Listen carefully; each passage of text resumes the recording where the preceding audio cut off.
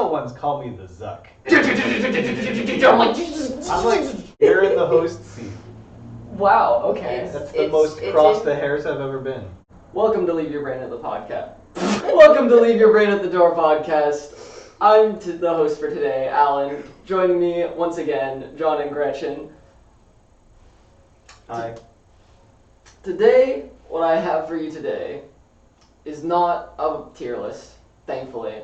I have a discussion prepared, and it is the hypothetical situations of would you put the genie back in the lamp for a variety of topics. This one may get heated or maybe it won't. Maybe it'll be completely uncontroversial, but I've got a few different topics. And to start off with, something very near and dear to my heart, gotcha games. Would you put the genie back in the lamp? Does that just mean like... Well, we'll start off with whatever first pops to mind. Oh my goodness, Cecil's joining us. And he's gone. And he's gone. We can start off general. You can make your case for specific gotcha games. You can make your case for like the most popular ones, as of late at least, which would be, Hoyo games, etc. Pick wherever you want to start. Wherever you feel like you can make the strongest case. What irks you the most, what irks you the least. If we don't have a starting point, I'll just start off. Okay, Genshin. Just straight up Genshin itself. The whole concept of putting the genie back in the lamp is effectively, do you wish it had never existed based off of the things that it has caused to happen? Specifically Genshin? Do you regret it? Because obviously Genshin is very mainstream and it's done a variety of things in terms of socially / what have you, popularizing gotcha games, making them more mainstream. The only aspect of Genshin that I would put back in the lamp is that I don't know if it necessarily started the whole open world craze, but it certainly boosted it. Yeah, definitely amplified it. Breath of the Wild did. Breath of the Wild kind of, I don't want to say created it because there's Skyrim, but Breath of the Wild was a great game, and then Genshin was we're gonna take that and then gotcha-ize it. Yes, but what if FOMO and limited time events and gambling and Cecil? He feels safe and secure there. Leave him alone. Who am I to judge? Because I feel obviously Genshin. Well, I'm not going to say obviously. Genshin probably copied Breath of the Wild, and then other companies are oh, we can make open world games, and then everyone's every game should be open world now. Mm-hmm. And I kind of don't like that because I got really sick of open world games very quickly. Mm-hmm. And yeah. I still feel like it's mostly Breath of the Wild's blame for the rise in open world. You know what? I like this better. Screw gotchas. We're talking about open world now. Because the Switch is really popular. Mm-hmm. It's very accessible. Very accessible. And Zelda is a very popular and well-known franchise. Yeah. That has been around for a long time, so more people have heard of it. And Breath of the Wild, it's a great game, received so many fantastic reviews. Everyone played it either a little bit or a lot. Some people 100%ed it, but I don't know if everyone is the right word to say, but a lot of people saw that game and it did really well. And then I think that is what caused other companies to be this is a thing that we can explore. And also there was the pandemic, and so people had time to invest into this open world game that was also Legend of Zelda. Yeah, but... And then Genshin took that and boosted it. I feel Nintendo, when it comes to Zelda games, is immaculate at making games. Everyone's Nintendo is the gold standard of this is what games should be for specifically Zelda. We're not going to get into other controversial topics. So Nintendo makes Zelda games. Everyone's like, oh, that's Nintendo. Of course it's going to be good.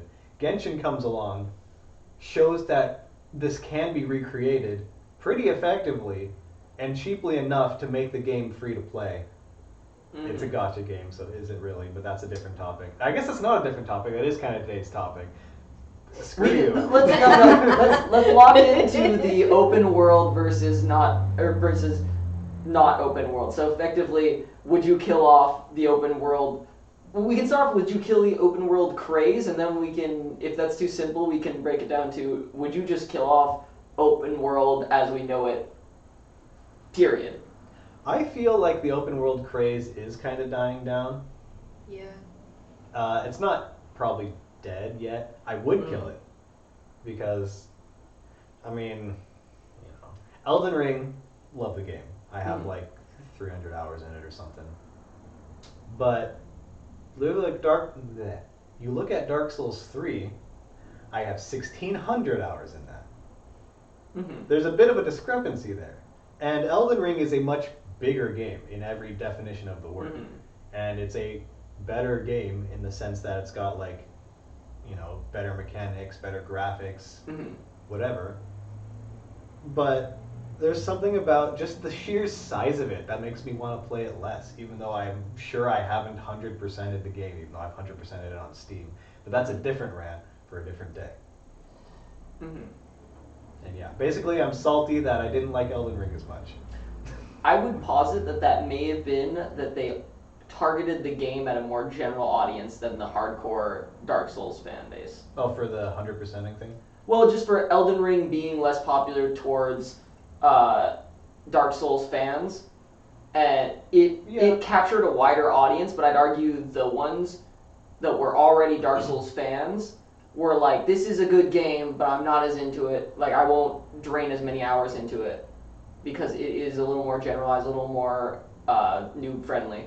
Well, the only reason that I'm not draining more hours into it is the open world. Okay. Because it literally takes more time to get from point A to point B. I'm always a big advocate of, at least in the open worlds I play, of like being able to teleport basically directly to everything. At one point, it was a thing that made sense, and it's like, oh, it takes time to get places, and that's part of like the world. But with gacha games in particular, you're doing a lot of going to point A, going to point B for quests, talking to person just to get rewards, and then there's also the FOMO aspect of it, so when you don't have teleports everywhere and you can't teleport directly to stuff, it just feels like a waste of time.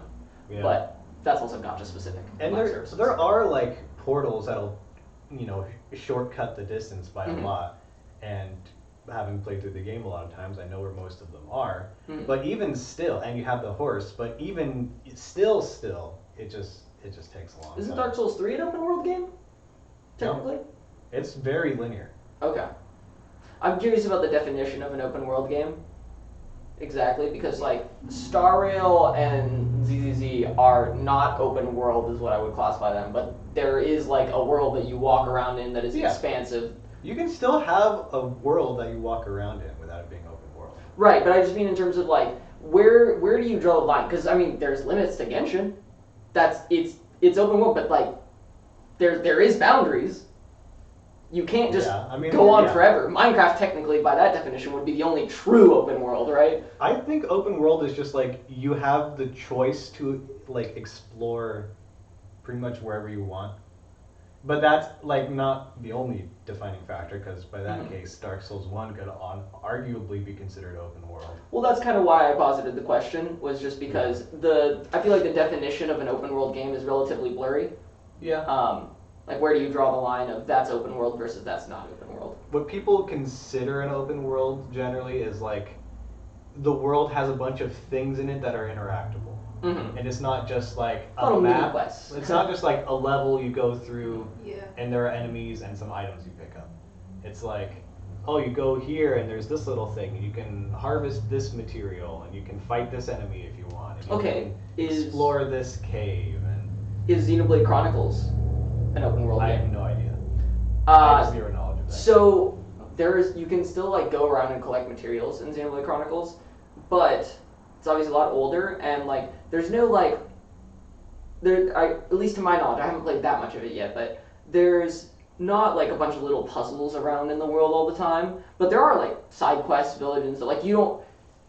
There's plenty of stuff, and there's lots of walking around. But it was obviously well before the open world craze as well. But it's a pretty open world in terms of like ability to walk around and go places. It's very much like a Genshin in terms of like it's a big open space, and you can walk around and there's enemies just around or whatever, right? The only difference then I would say is literally just that there's not like little puzzles or mechanisms around in the world to solve for you. I think one thing to kind of help differentiate is I feel like games that aren't open world, you would still have a map for like every location you go to. Mm-hmm.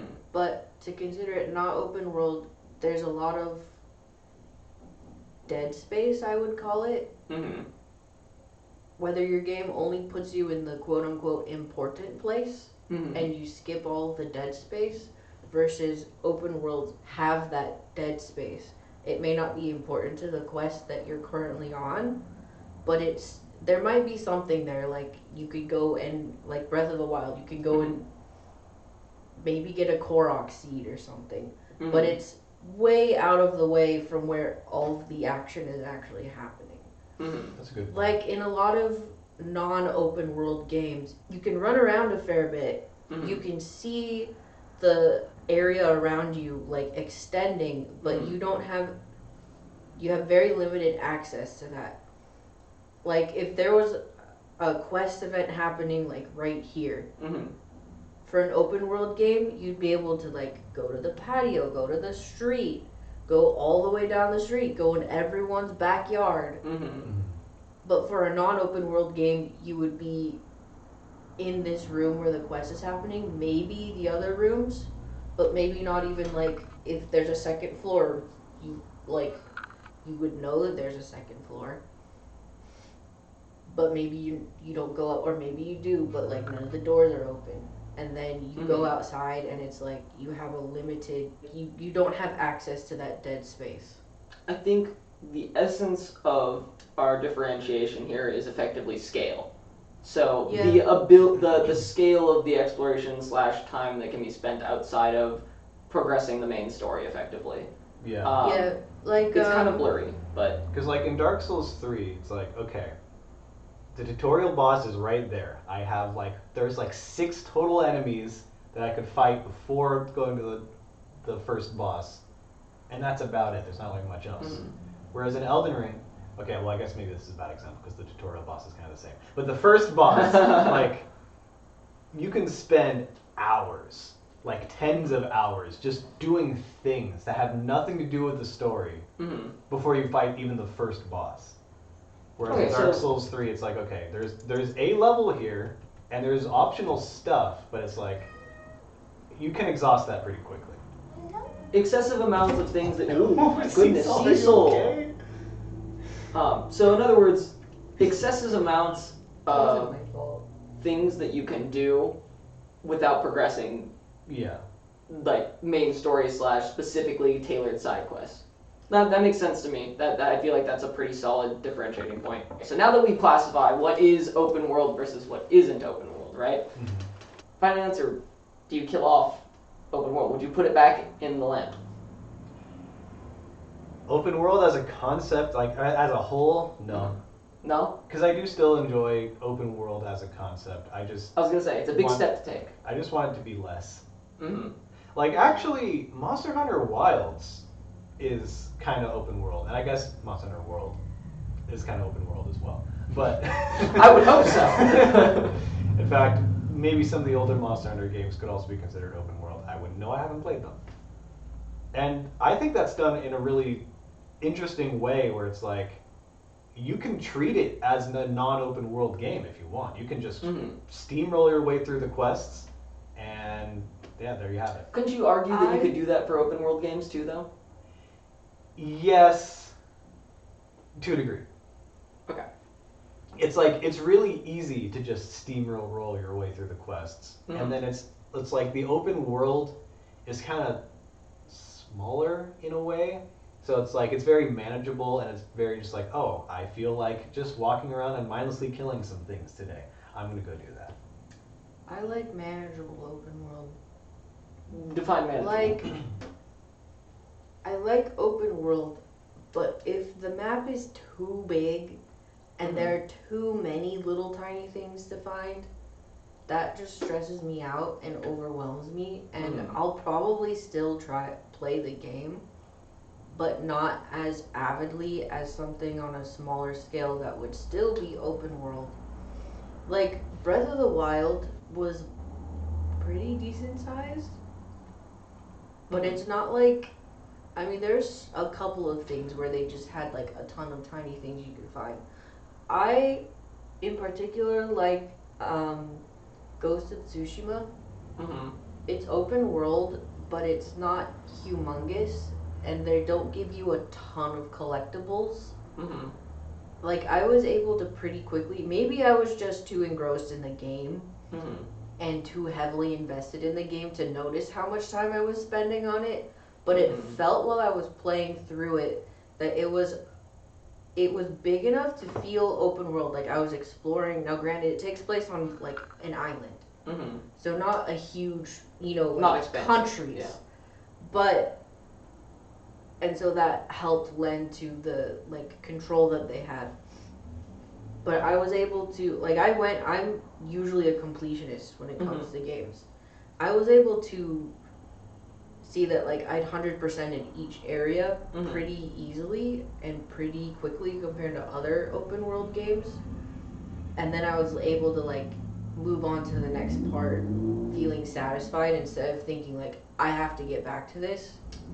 I would argue that what we're talking about is, this is almost sort of morphing into the conversation of the scale of games, which is kind of like ballooned in size of like people keep wanting to go bigger and better and bigger and better and more investment, more time into it. And also, one of the things I think is interesting that it made me think of was the feeling of when you move on to the next area, if you haven't 100%ed a section, the feeling of how much you feel like you're missing out.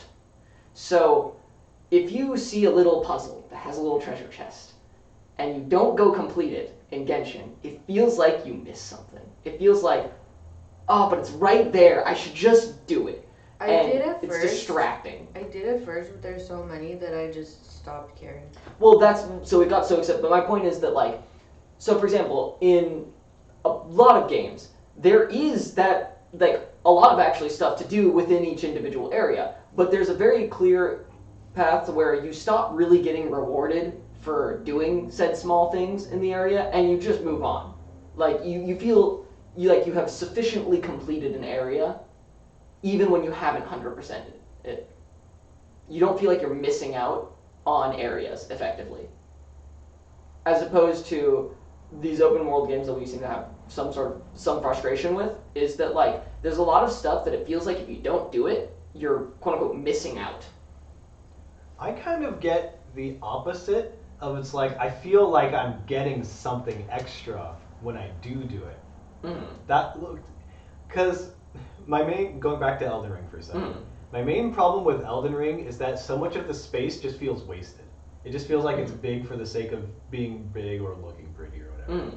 And it's just like, okay, so I go into a cave, I'm expecting to get like a cool weapon or a cool spell or something, and I get to the end, it's like, upgrade materials, like, it's a waste of time. So like, well, but there's the illusion that you feel like you're gonna get something there. Yeah, because I don't mind like going through an area and trying to find everything in it, as long as I feel sufficiently rewarded for doing that. Yeah.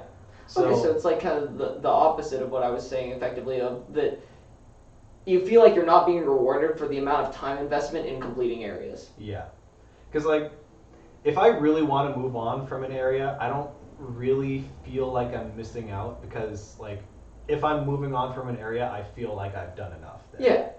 Now, so it's kind of not really answering your question, because that's just the way I play games doesn't really lend itself to FOMO.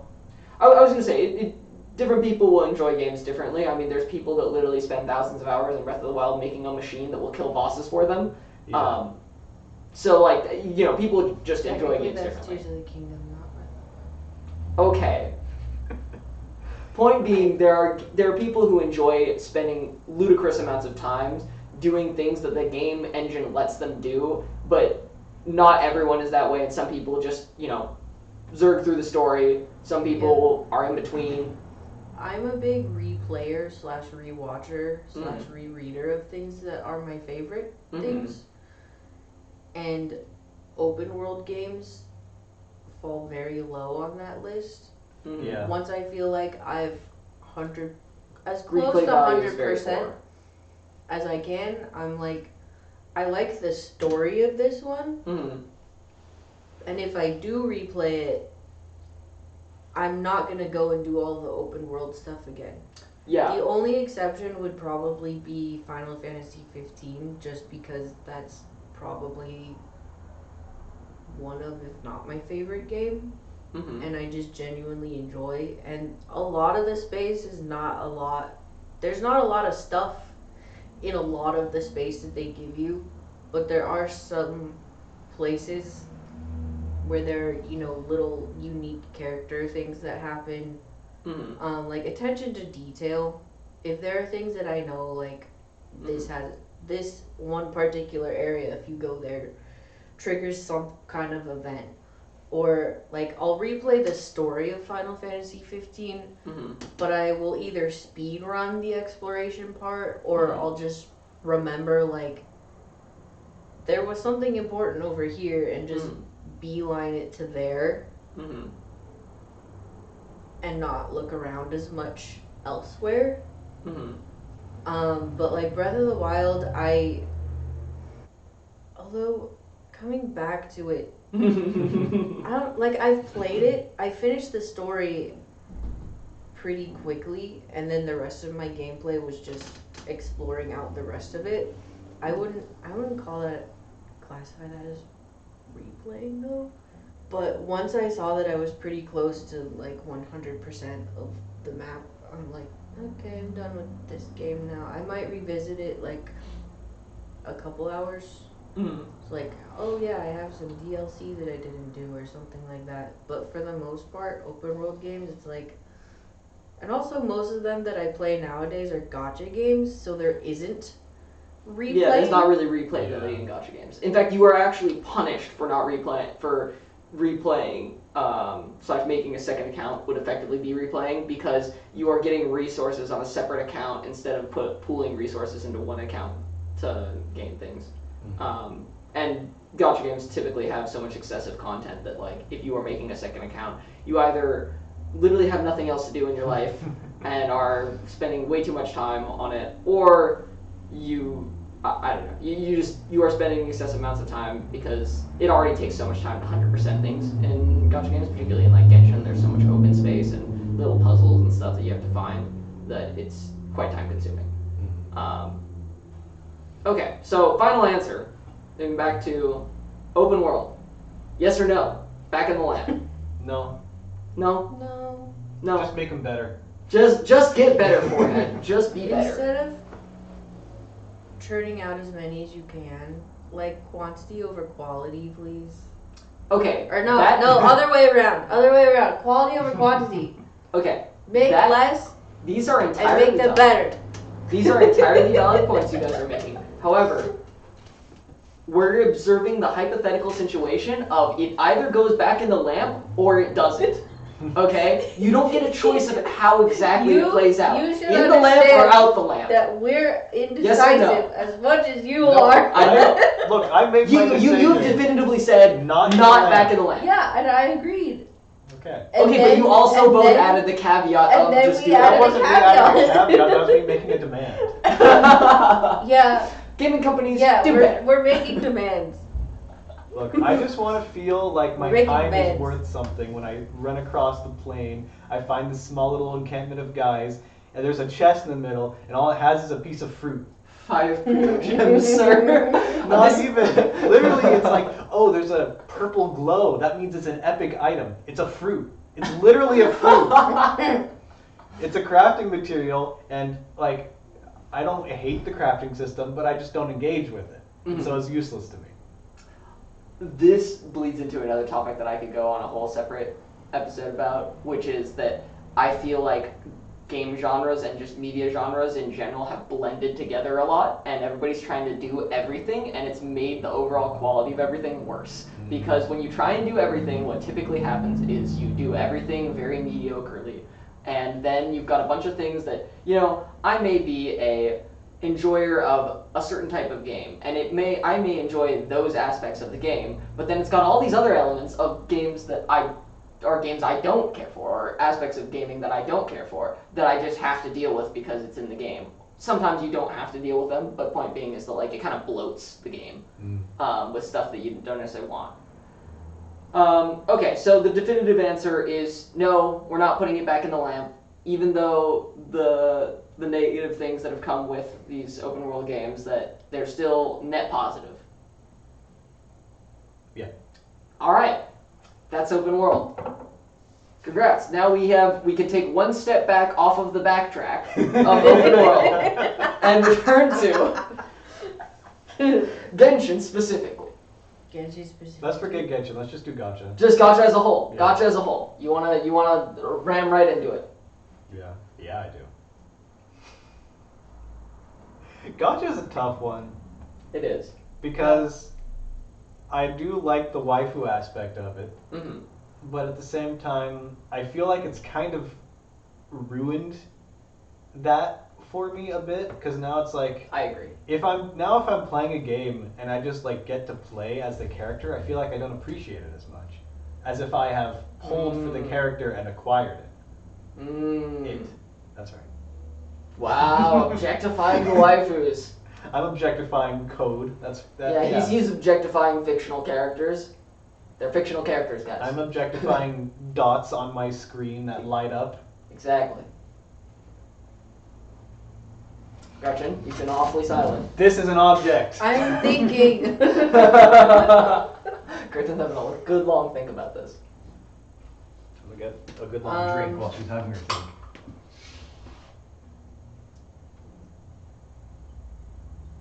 Me too.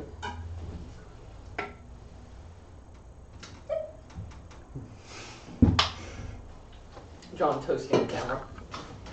Drink water, people. It's good for you. Stay hydrated. Yep. Have you thought about it? Part of me says blow it up Part of to you. smithereens Part of you. because Is this a dominant part of you? I don't know yet. John, you know that's not what I mean. I didn't say anything. You just gave a look. I don't know what you're talking about. You will feign innocence. Fane. There's a character in Divinity Original Sin 2 named Fane, Well, but it's spelled differently. F-A-Y-N... F-A-N-E. F-A-N-E. Okay, so... okay. Like Bane, but F. Yeah. I see. He's just a guy. He definitely doesn't have a horrific backstory. Catastrophic backstory. Something tells me he has a catastrophic backstory. I don't know what could be giving you that impression. I don't know either. It's just this feeling that I'm getting.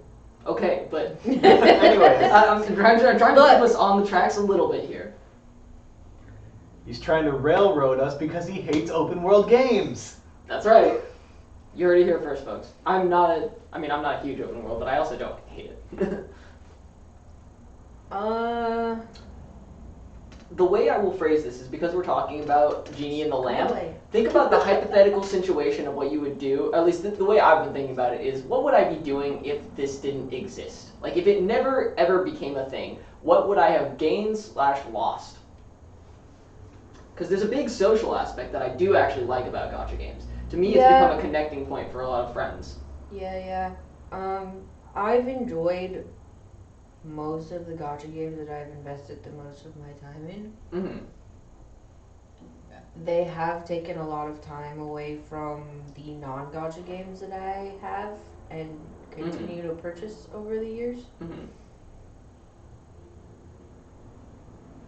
Now, you could argue that away with, self-control and limiting your time. Human in said psychology games. and biology makes it very difficult. But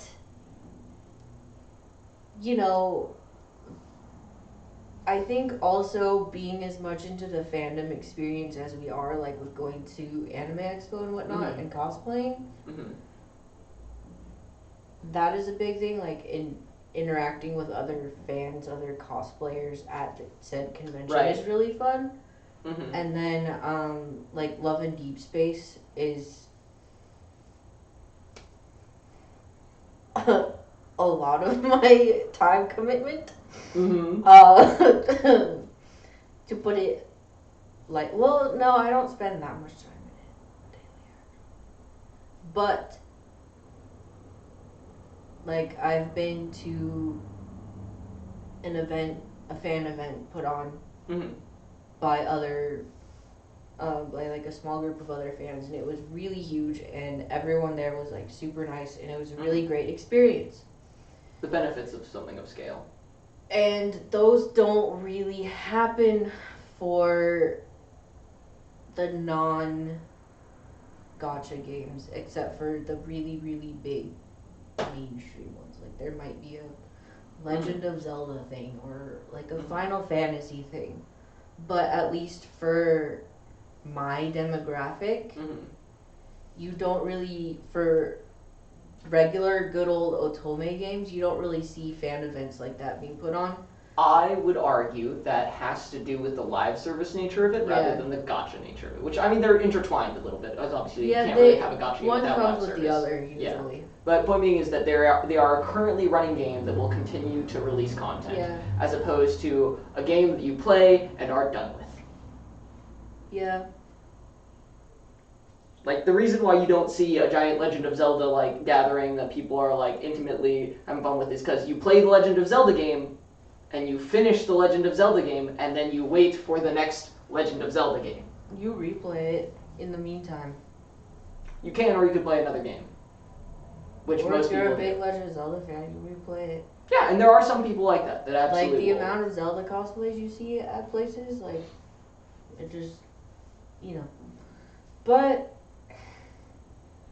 I guess I would save time and money if gacha games went away. Yeah. I don't spend a whole lot on them. But you probably spend more than you would on regular games. Yeah, there have been times where I looked back on the amount that I did spend and was just like, I could have bought an Otome game. Yep. With that much money.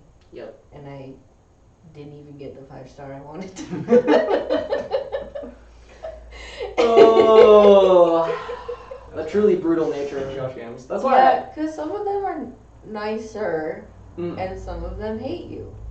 Yeah. And for the ones that hate you, I say blow them up. As much as I enjoyed playing them while I did, just give me the characters for free, or let me buy them for $5.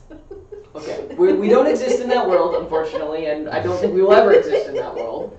But one of the things I will posit is that this is why I'm always a big advocate for competition, particularly in the live service / gacha game, because the more competition there is, the more that there's incentive for competitors to push the boundaries of generosity.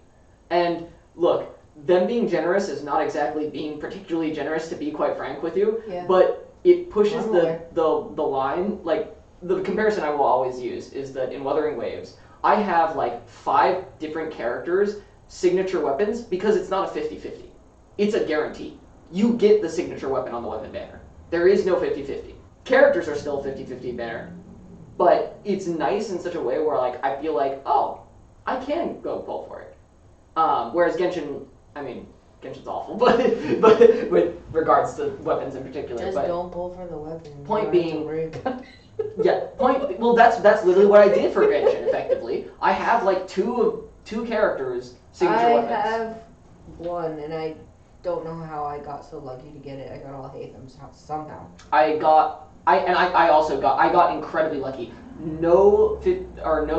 Basically didn't get the standard. So I didn't lose the 50-50, and then I also didn't get the wrong weapon for both Arlecchino's signature weapon and for Mabika's. I had hers too. I forgot, but I tried with that one.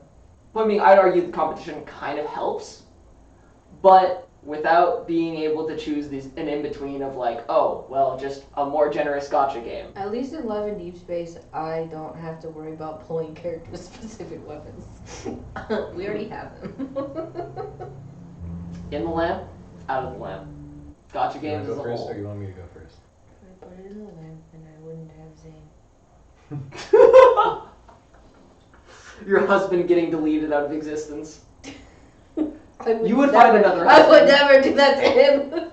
You would find another husband. Again, I if mean, he- I if do he have didn't- other ones, If he didn't but exist, You see, You wouldn't my be sad about waifus it. that are in gacha games came from a source material, so I don't have to worry about see, that. oh man, yeah, it thinks that also is. I have involved in Otomege backwards. husband. Otomege. Otomoge?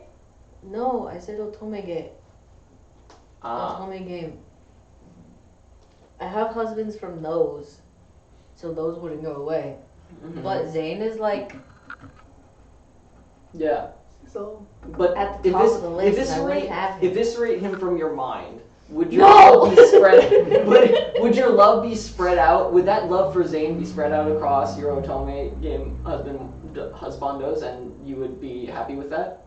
Do you feel like he would leave a void? Like again, it's trade-offs, right? Would my memories of him disappear? Yeah, because he never existed in the first place. That is the whole concept of putting the genie back in the lamp. Because it's something that you cannot actually do. It's just like his backstory.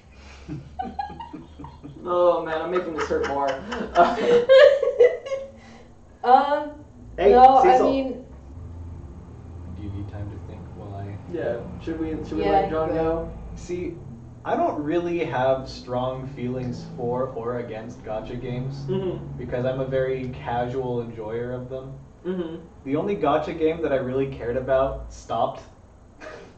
Actually, I guess two of them in Tragedy. a way, because Brave Frontier was pretty good too. But, Mm-hmm. so I think I would Put it back in the lamp, put or it back in the lamp. If for no other reason than if all the gacha companies didn't make gacha games, they'd have to do something else, and that'd be interesting. Mm. Now it'd probably just be some Possible. other mobile game, and then I wouldn't care because I'm not really a mobile. Possible, gamer. or it's entirely possible that just resources put towards those companies or whatever simply goes into like, I don't know, an agricultural company or something. Like it's not necessarily guaranteed to go into gaming, right? Yeah. It's just going to the most attractive investment opportunity, effectively, in theory. But yeah, the main reason I would put it away is just like if I could ungotchify my brain of being like the That's a big wife one. who doesn't mean as much if I don't have her in my little Unix Yeah, storage. no, it's human psychology. It is. I mean, they researched it. That is why it became a thing and why it became so popular. Is that it is part of human psychology that it messes with you. Mhm. Arguably, I'd say that in a direct line, we probably have the most in terms of our relationship with gacha games. Now, I don't know your exact, but I know she spends a fair amount of time on gacha games, and I have the worst relationship by far, where I waste far too much time. My answer totally would be get it in the lamp. It has ruined my life. This is terrible. yeah, my interaction with gacha games kind of goes like this. Yeah, well, and it's a much more healthy. It used to be like pretty, Yeah.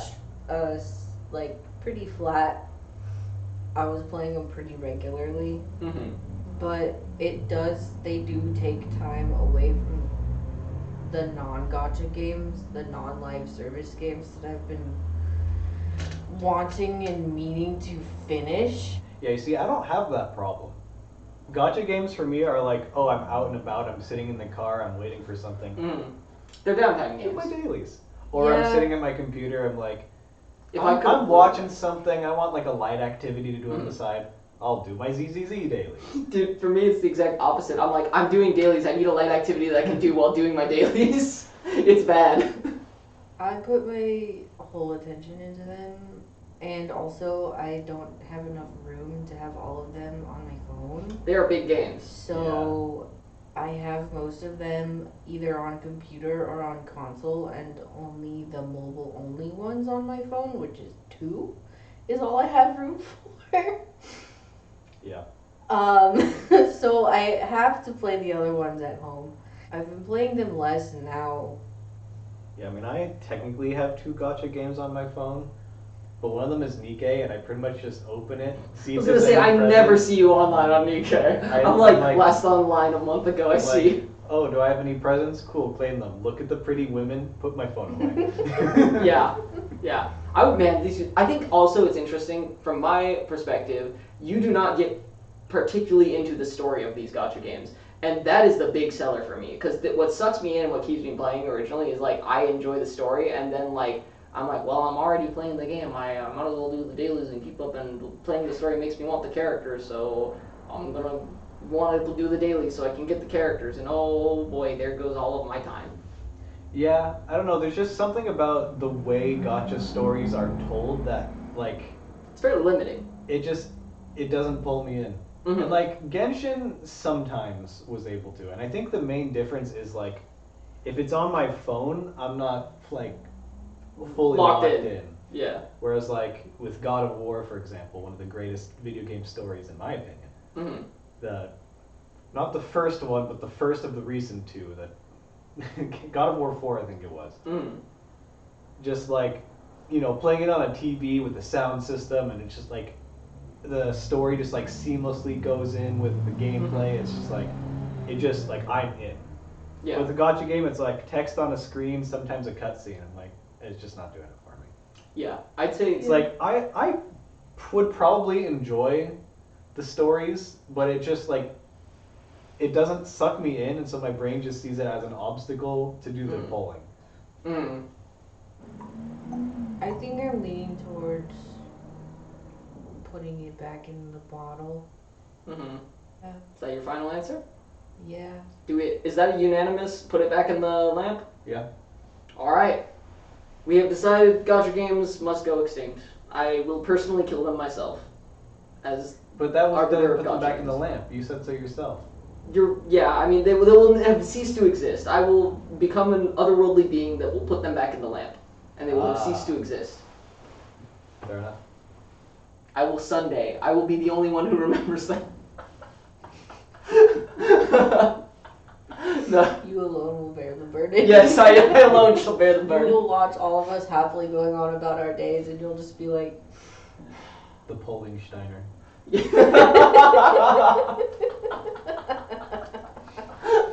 Oh. Man, we're just killing off industries here. No more open world, no more Open gotcha World games. was allowed to exist. yeah, Oh, okay. We just have our issues with it, but it's allowed to yeah, we exist. just have our if list you- of demands. Yeah, okay. But if you had to choose current state or no, not at all. Yeah, no, we agreed that we're not putting it back in the lamp. Oh, okay. So open world gets to live. It gets to live. Yeah. Okay. Yeah, we just want better ones. We just have demands. We just have demands. We would like them to be better, please. Did you see that they have to post how much money it's Yep, going to take looking- to get a 5-star in Genshin now? Yeah, it's the one place actually where the U.S. for once is ahead in legislation of the EU in term. Well, I don't know. I think the EU is doing stuff like this too, but basically, like, you are forced to display the real world currency and the maximum amounts that it should cost you, or like. So, for example, Yeah, if it's you like purchase, up to $400 something. Yeah, it- Yeah. yeah, it is. It's $450 or $90. I can't remember, or 480, I think. 487 It's something. close to Which is 500. why you should just get the Ari skin instead. I I don't think you can anymore, but that's not You can't. It was a phone then. You know how many Otome games I could buy with that much money? I could get a Switch too. Yeah, no, that's the wild thing is to look back and realize how psychologically, like, manipulative it is to look back. Because, like, again, at the time, it's like, oh, I'm spending $5 a month on the Welcome Blessing, whatever, like, Okay, $60 a year. Oh, but I'm getting value. I'm playing it regularly. I'm enjoying my time. Okay, you've been playing it for 5 years. $300 per gotcha game. Suddenly a lot more. Okay, what could I have done with that? And it's like, well, it starts making you really weigh the balance of like, man, is it worth it? Yeah, Because but $5 it's like- feels fine in the moment. It's like, oh, it's like $5. It's kind of a rough point when you look at it like that, because it's like, okay, I spend no money on any gotcha games at all. Mm-hmm. After 5 years, I could get a Switch. Yeah. No, It's like, I'm not there, saying. there is a trade-off. Yeah, I'm not I saying mean, like. you could look at any subscription for anything like that. Yeah. Really. Well, I mean that's why again, Yeah, and this that's is, why the I don't subscription subscribe services to are a Put part of this problem. subscriptions back It's in the bottle. There. Answer your all question. subscriptions, Put all them back lives. in the bottle. I know we briefly touched on it, but battle passes. So Put it back This in the is- bottle. okay, that's pretty quick. But so the idea here is that you don't have to interact with the battle pass. You just get stuff for free if they exist, right? There is the free version of the battle passes, but then you can Always. pay. Yeah, but those are pretty easy to stay away from. Like, I don't know. I never mind. Point being is that there, at least the games that I have played, there's a free track of the battle pass. You don't get much, but you get some stuff for free. And then there's the paid version. But it's also advertised in your face, and that makes it very attractive to people, and people are often like, $10, $20, I can handle that, right? So, I don't know what battle passes you're familiar with, but I know myself and John are familiar with both like competitive, like League of Legends type battle passes and gacha battle passes. I assume you're familiar with gacha battle passes, but I don't know what they're like in Love and Deep Space. Just so I know, the battle pass is like in Star Rail, the thing that's like use this much stamina Yes. in a week, and then you. The point of the battle pass is to psychologically manipulate you into playing the game more, which makes you more invested, Yeah. which makes you more likely to invest money into them. Yeah, At least as a I marketing only perspective. invest into it if there's like something for Zane that I get. Mm-hmm. And that's Okay. it. Sometimes I invest in the battle pass in like Star Rail, or Okay. not really Genji. We'll break this down Or into the Infinity different. Nikki. Mm-hmm. But most of the time, no. So, Just give me that stuff well, for free. Okay, but that's not an option here. Yeah. I That don't is- care. that is literally- these are the ways in which they support the game. It's like you can't just remove the gacha aspect and just say, give me Genshin for free, right? That's not a valid answer because they have to support the game somehow, right? It costs money to run these things. Yeah. So we keep the gacha we'll- part. Just get rid of the battle pass. we'll start with But because this is easy. Battle passes that don't give you anything for free. You have to pay for them, and it gives you a lot of rewards. It's supposed to be a value option, right? But you pay $10, and if you play the game enough, you get all the rewards, and it's the value option. But you have to play the game a lot. There are no free rewards. Back in the lamp, yes or no? My first instinct is to say back in the lamp, but then I Mhm. think back to the League battle passes before they changed them. Mm. And I pretty much would always buy it because it was fun. Mm. It it It wasn't. incentivized you were, and the thing is too, it depends on your circumstance because if you were already gonna play the game that much, it doesn't really matter. Like it's just benefits. It's all benefits. yes, I only really go for like a paid battle pass if I, skimped on my saving and didn't save up enough for something and got Mhm. really unlucky. I'm like, okay, I need those extra pulling materials, so I'm gonna pay the $10 or whatever Mhm. and do enough grinding to get that extra little bit of Juice. yeah. pulls. But aside from that, unless they're offering me something like really appealing, I usually don't care about it. Mm-hmm. Okay. So let's okay. And then we can also break this down into gacha versus like competitive battle passes, right? Your Apex Legends and League of Legends and all that stuff versus Yeah, like I gacha don't battle know passes. anything about those because I don't Yeah. play competitive. So, because like the thing that's questionable is whether or not the live service games would be sustainable or able to Yeah. produce as much content, particularly the competitive ones, without the battle passes. Yeah, Mm, I that feel that's a like good point. if you still have people wailing on gacha games, I mean, I don't know exactly how much it costs to run these things. I feel because the battle pass is a flat amount of money per however Per much time period. Yeah. it runs for. Mhm. But the gacha, you can just keep funneling money into that. Yeah. I think the devil's also in the details for this one. There are some battle passes where I feel very rewarded and I was already going to play the game a lot, and then others where I'm on the fringe of spending that much time and it makes me feel obligated to play the game more than I want to or should. But it's like, oh, but it is good value, and like I am playing the game a lot, just not quite enough. And so if I play a little bit more, it's kind of very circumstantially based. But you said your initial thoughts was put it back in the lamp, but you were having second thoughts. Yeah, and Gretchen interrupted me.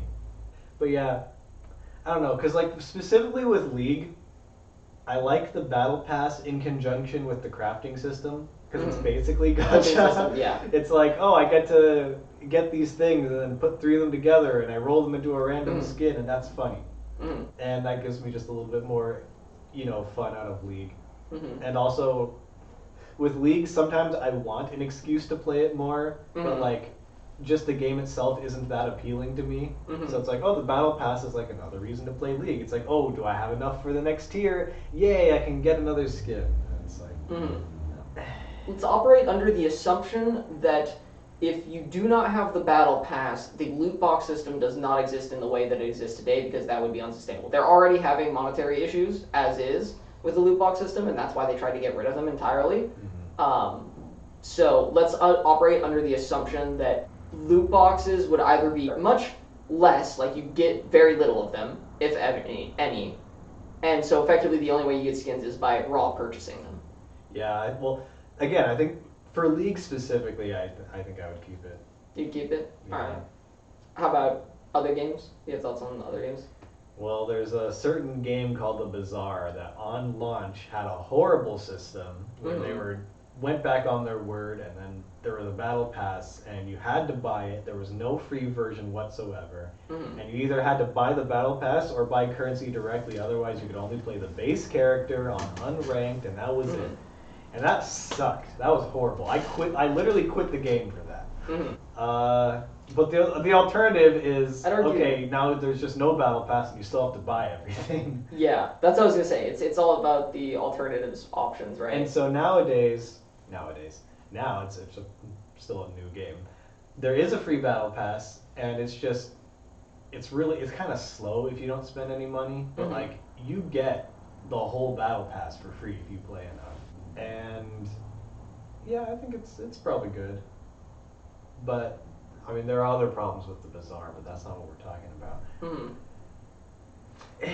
I think On the whole, if you remove the battle pass, you must make compromises in games, which there are battle passes, such that they are sustainable. So there will be some sort of drop off, and you can kind of debate in your head what's a reasonable drop off, but just know that effectively, like, okay, if we remove battle passes, there's got to be some compensation here in order for the game, or it just ceases to exist. yeah, I think I in general keep the battle pass out because battle passes are usually beneficial to free-to-play players. They are. And typically even speaking. if there are downsides to them, like Mhm. you said at the start, like you can just ignore the battle pass, like Yep, the paid yeah.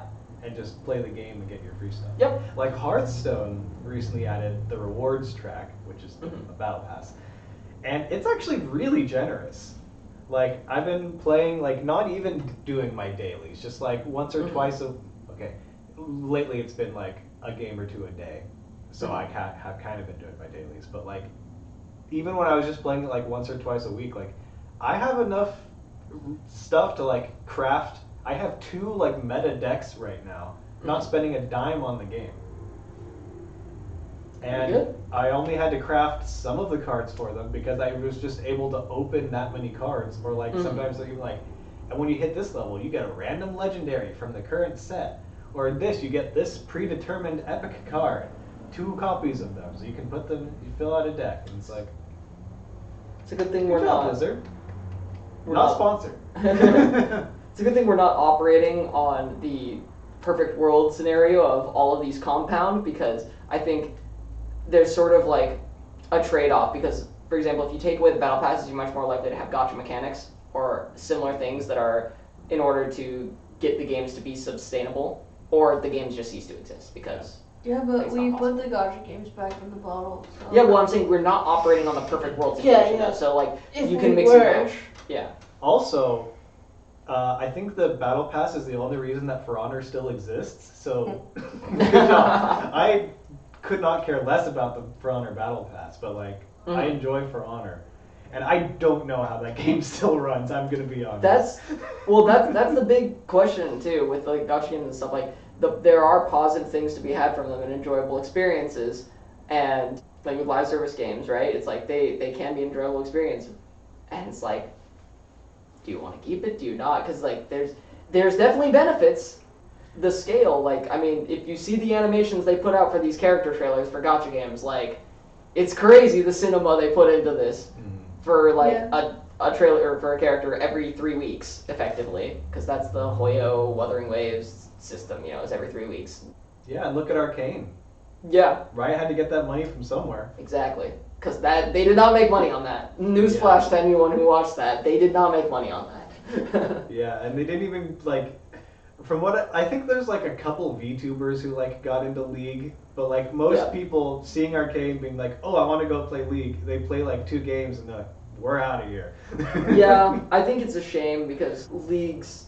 This is a whole separate topic. League's community has snowballed in such a way that everyone views it as a negative, toxic experience, and that snowballs because it pushes away people who don't want that, and then that causes it to become more negative and toxic. Yeah. Put League back in the We're gonna have differing opinions there, possibly. You don't have the right to say that. You never even gave it Yeah. a chance. Anywho, I think we've fairly well explored the battle pass. Look, League has Final good answer? waifus at the very least. Gretchen, you didn't give an answer. On I the battle thought pass. I thought I said put it back in the Oh, you said put it back? because I don't care enough about it. Okay, so we got one put it in the bottle, one leave it out. Yeah. All right. Finally differ. Split vote. Wow. Well, it's not a voting system. This is just our opinion. Yeah. Which is the I absolute don't truth, really right? care if it stays or leaves, but Yeah, I don't care enough about it to cry if, it stays around.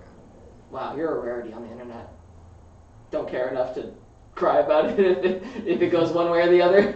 I feel like very strong opinions are held oftentimes. I do feel like if it does go back in the bottle, but the gacha stays, then the gacha would get more expensive. Probably. But Christian, if we Probably. put League back in the bottle, we wouldn't get Arcane. We wouldn't have Heartsteel. This is true. Yeah, that's true. I was going to say before you interrupted me that League does have set. Yeah, I was gonna say. So- That's what put me on the track of, oh yeah, Heartsteel, because I was gonna say, you wouldn't have Set. So it's pretty He's awesome. pretty great. Like, I have other husbandos with animal ears, so like... Is that all he is to you? Another husband with animal ears? How degrading. It's part of what he is.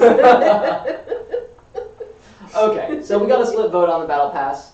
Now, we kind of started on it, but live service games in general.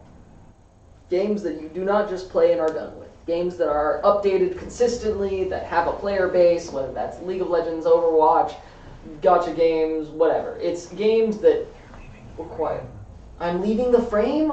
Gosh darn it. I thought this was not an issue. Get back in here, sir. I'm locking in. Okay, Alan is exiting the mainframe. that's right.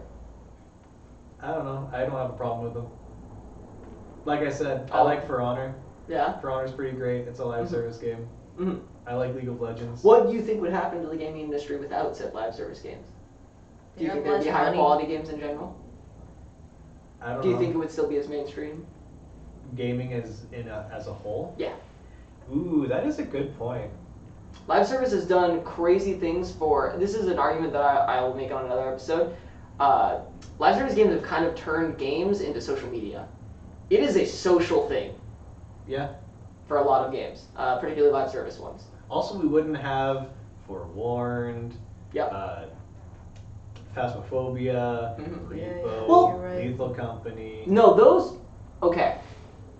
Those I would argue you could easily have a non as frequently updating version. But yeah, no, but they if you require have servers, there's Yeah. still live service. It It would have to be That's a true. single player or like a LAN only, or even It's like just- a local It's just co-op. weird. Do like those that. have updated? Because you just pay one time for those games. Yeah, you just pay. There's one. no battle pass or anything. No.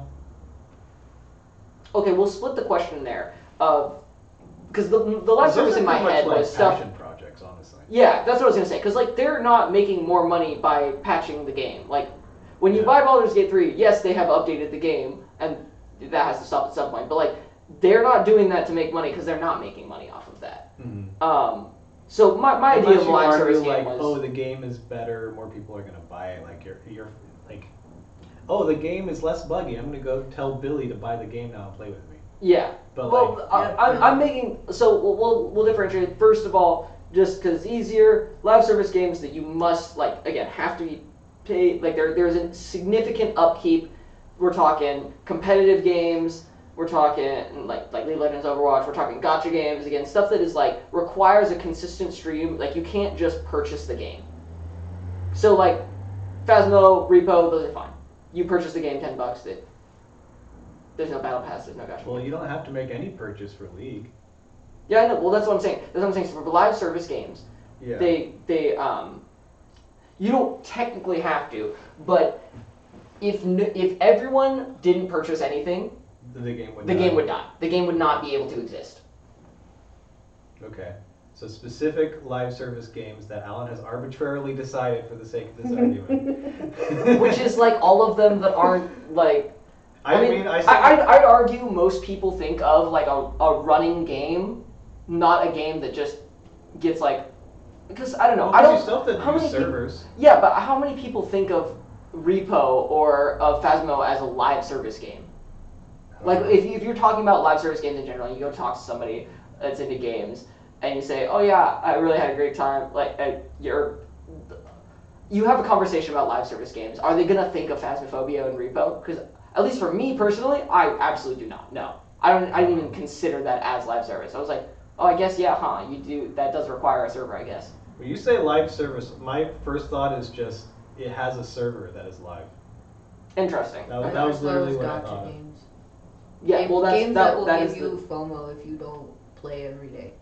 that's kind of Because live Video. service isn't a term that I think of or use like at all. really okay. It like I don't know. Okay. Because when you said it, I was like, okay, I have to define this first so I know what we're talking about. Mhm. And then my thought was live service, live server. Mhm. There we go. I Okay. think But of games I mean, my answer that- was still no in the start. So like none of this new Don't- information yeah. you're adding Yeah, is this- like this doesn't changing change my anything answer. for you? Okay.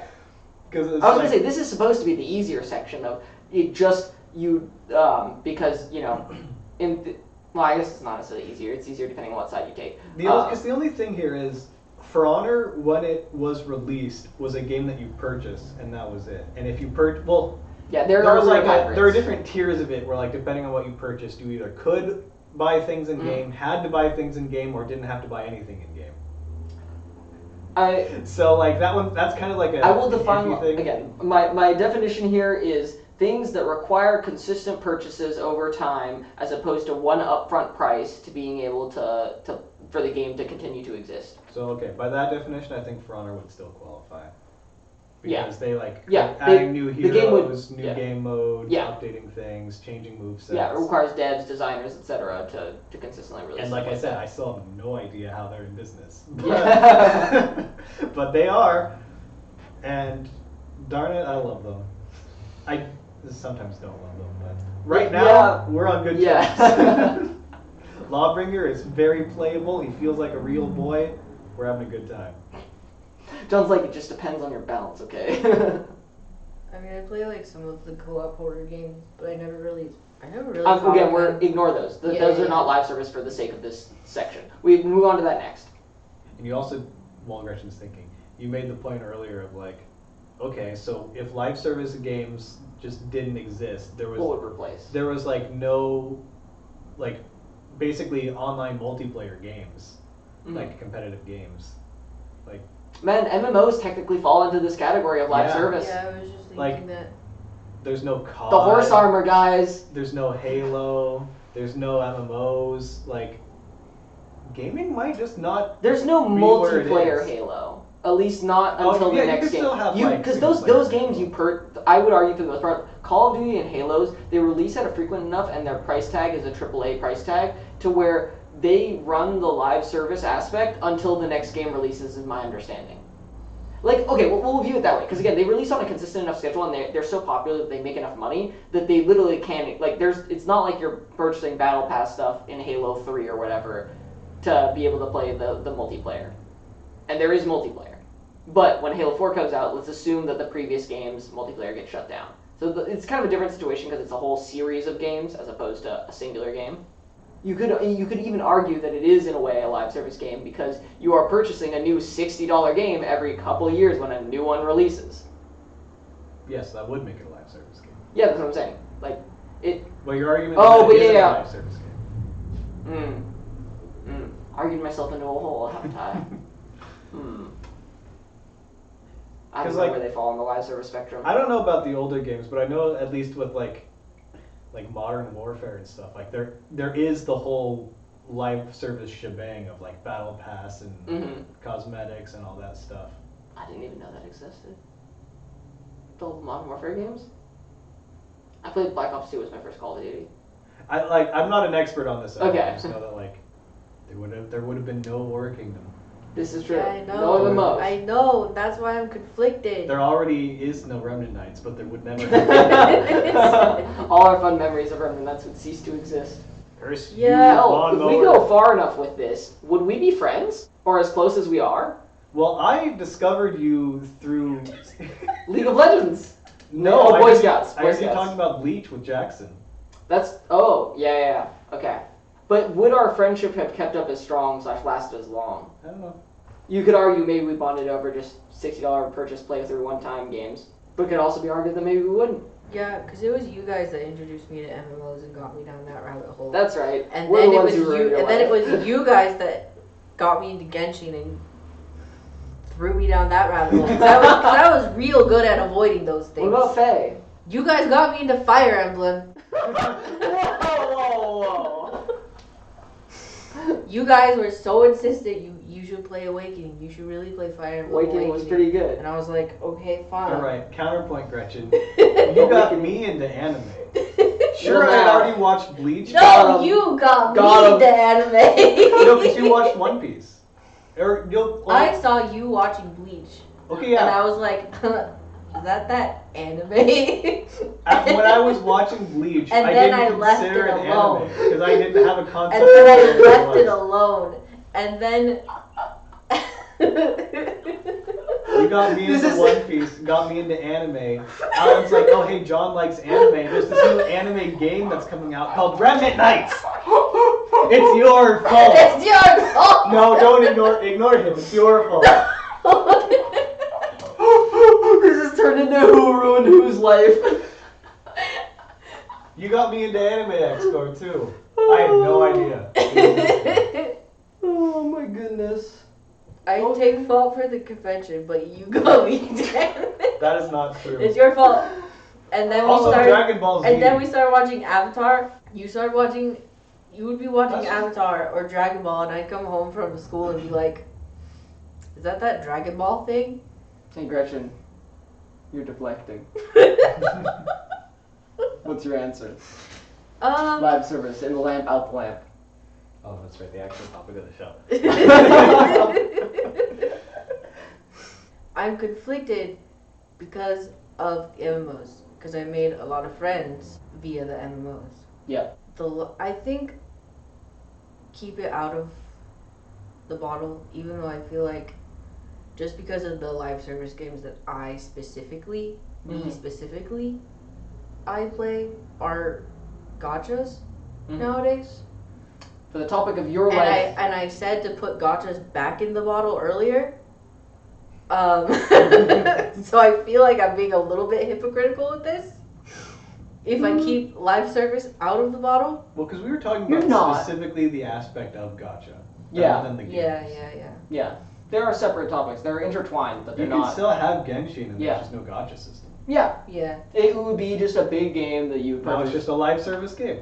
Yeah, or just- yeah, Or, yeah. supported by Battle Pass. Not quite. Basically, what you have to imagine is that if you take away something that generates money for them, it has to go down in scale. So Genshin would still exist, but maybe it's supported by a Battle Pass system, and maybe the areas aren't as large, or they don't update as frequently, or they don't release characters as often, and the story's not quite as good. They don't have a cinematic for every story, etc. Right? Maybe You it's just a go down in $60 scale. game. What's that? Maybe it's just a $60 game.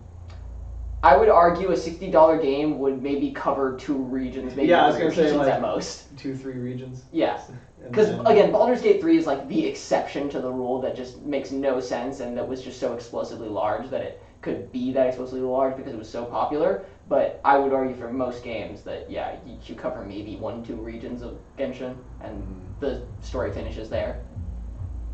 But they would make it cohesive somehow. In fact, it would probably be like, instead of what it is now, where you take time going through every region, it'd be like regions would just be like sections of story quests, and you would like go through Teyvat would be the first half, and then like the after Teyvat would be the second half. I mean, look at Skyrim. Skyrim's quite large.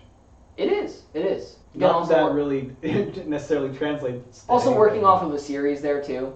Yeah, well, that's true. It's a known It quantity. is Elder Scrolls. There is desire for it already. Oblivion was already very popular, and then they just expanded upon that, so they used the previous funding.